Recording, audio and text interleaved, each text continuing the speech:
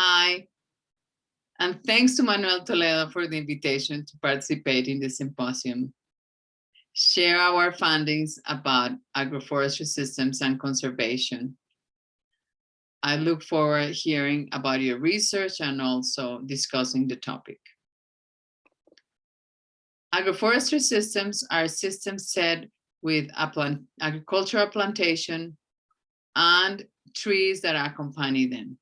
These trees are planted by the farmer to produce timber and fruits, and also to shade the plantation and fix nitrogen. But these also have important ecological functions such as fixing nitrogen, preserving water, pest control, raising fertility, and also biodiversity conservation. I'll focus on this last function.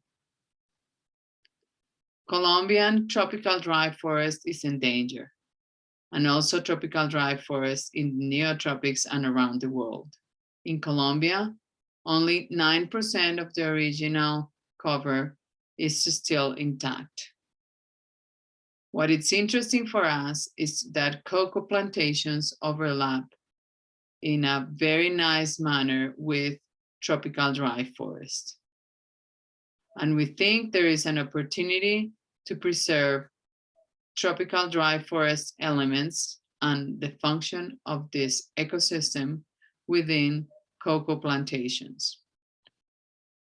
I'm going to talk about our research in the Upper Magdalena Valley. We sample a total of 8.1 hectares of cocoa agroforestry systems and 1 hectare of native forest.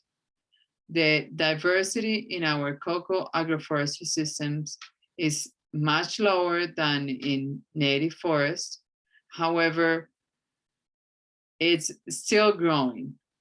So as we add and we search in another plantation, we'll find a new plant that it's grown there.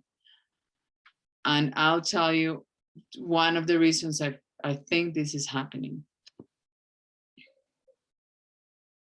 What are those plants? So 80% of the plants that grow within cocoa plantations are native to Colombia and the neotropics. And 30% of the plants occur locally in native forests. So there's a sizable amount of diversity, of local diversity, that is being preserved in cocoa agroforests. What are those plants used for by the farmer? These plants are planted because they're important for timber, food, and service, and some for medicine.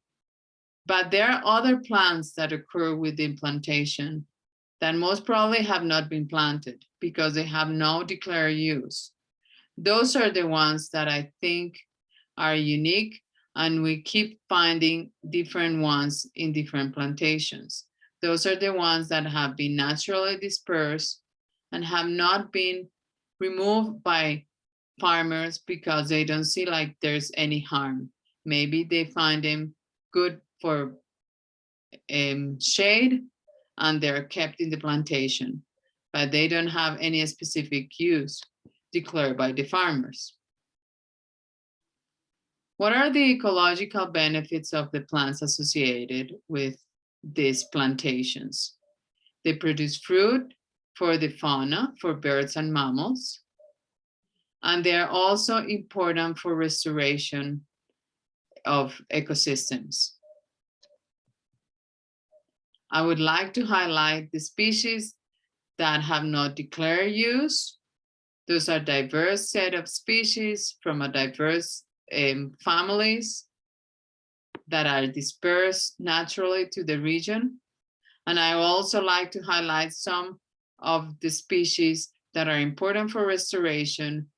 Many of them are used by farmers for nitrogen fixation or for shade, but are also very important, are local species very important for restoration processes and projects. Another aspect that we evaluated was the influence of plant diversity on cocoa yield. We evaluated cocoa yield in 15 farms. And what we found is that there is no influence of plant diversity on cocoa yield. There's no negative, no positive influence. This is good news because we can promote the enrichment of cocoa agroforestry systems with native species, because higher plant diversity is not going to affect the cocoa yield. This has been also shown in other parts of the world. So this finding is encouraging for our purpose of using cocoa agroforestry systems for preserving plant diversity. What are our take-home messages? Well, cocoa agroforestry systems have less diversity than natural forests. This is what we have expected because of the literature and because of ecology. These plants planted by farmers are important for their economic benefit, not only directly because they produce fruit and timber, but also because they help control pests and conserve water. And lastly, these plants are important for the fauna.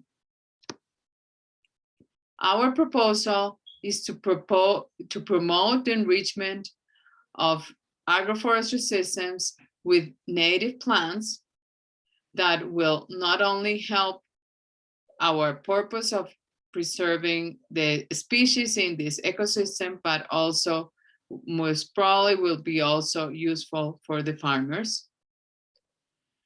These agroforestry systems can also be useful for connecting remnants of forests, forming corridors for the fauna elements, for animals, for birds and mammals.